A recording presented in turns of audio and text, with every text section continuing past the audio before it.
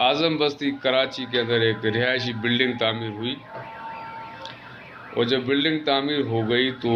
پھر وہاں پہ بلڈنگ کے اگینسٹ کورٹ میں کیس چلا گیا، ہائی کورٹ میں پٹیشن، اور اس ہائی کورٹ میں پھر ہائی کورٹ کے آرڈر کے بعد اس بلڈنگ کو سیل کر دیا گیا ہے۔ اب اس میں پہلی چیز تو یہ کہ جب یہ بلڈنگ انڈر کنسٹرکشن تھی اس وقت یہ ڈپارٹمنٹ، یہ ساری اتھارٹیز جس میں سندھ بلڈنگ کنٹرول اتھارٹی ہے، جس میں کے ڈی اے ماسٹر پلان ہے، یا اور ادارے ہیں جو بھی اس میں انوالو ہیں، وہ کہاں تھے اس وقت، کیوں سو رہے تھے؟ جب ایک بلڈنگ بن رہی ہے کہ کوئی بھی وائلیشن میں بن رہی، چاہے قبضے کے پلاٹ میں بن رہی ہے یا کسی لے آؤٹ پلان کے وائلیشن میں، یا کوئی نقشہ ہی نہیں بنایا بغیر، یعنی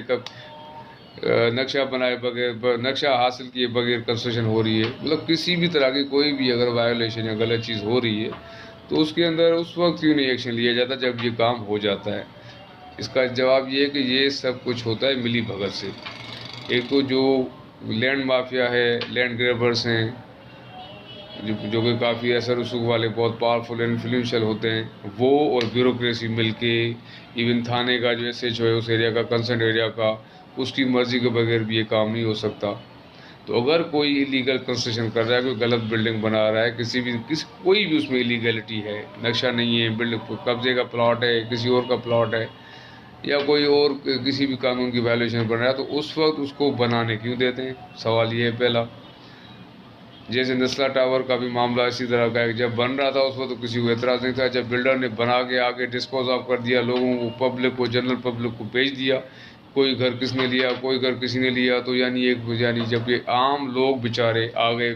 اب انہوں نے تو اپنے پورے پیسے دیے، پیسے دے کے وہ رہائشی ہوئے، اور بعد میں پھر ان کا کیا قصور ہے؟ اس کے اینڈ جو اس کے الٹیمیٹ افیکٹیز ہیں وہ وہی لوگ ہوتے ہیں، عام پبلک، جن کا کوئی قصور نہیں ہوتا اس سارے معاملے میں۔ یہ ساری جتنی بھی اتھارٹیز ہیں یہ کس لیے بنائی جاتی ہیں؟ یہ اسی لیے بنائی جاتی ہیں کہ کوئی غلط کام نہ ہو، یا ہو رہا ہو تو اس کو روکا جائے۔ یہ لوگ کیا کرتے ہیں؟ ملی بھگت سے سارے کام کرواتے ہیں، اور بعد میں پھر وہی کھڑے ہو جاتے ہیں، اتھارٹی کو یاد آ جاتا ہے ارے یہ تو غلط ہو گیا، یعنی وہ اپنا ایسا لے کے، بلڈر نے اپنا ایسا لے لیا، اتھارٹی نے اپنا پیسہ بیوروکریٹ سے لے لیا، پولیس والوں نے اپنا کام پیسے لے لیے، بلڈنگ بنائی، پبلک کو بیچی، بھاگ گئے، اور بعد میں پھر اس کے خلاف پھر کوئی کیس اور یہ توڑنا، وچ از ویری انفارچونیٹ۔ ان اداروں کا کام ہے کہ ایسا کام ہونے نہ دیں، ہو رہا ہے تو اس کو شروع میں روک دیں، مگر افسوس کے ساتھ کہنا پڑتا ہے کہ یہ ان سب کی ملی بھگت سے ہوتا ہے، ایسے ہو نہیں سکتا۔ تو کمنگ بیک ٹو دس اعظم بستی بلڈنگ، اعظم بستی میں بلڈنگ بن گئی، وہاں پہ ظاہر ہے جب بلڈنگ بن رہی ہوتی تو وہاں پہ لوگ قسطوں پہ، انسٹالمنٹس میں بکنگ کرا دیتے ہیں، پیسہ تو پبلک کا ہی ہوتا ہے موسٹلی۔ تو اس کے حوالے سے بلڈنگ اب ریڈی ہو گئی ہے، تو اب اس پہ کورٹ کے آرڈر کے بعد سندھ بلڈنگ کنٹرول اتھارٹی نے اعظم بستی کی یہ بلڈنگ سیل کر دی ہے،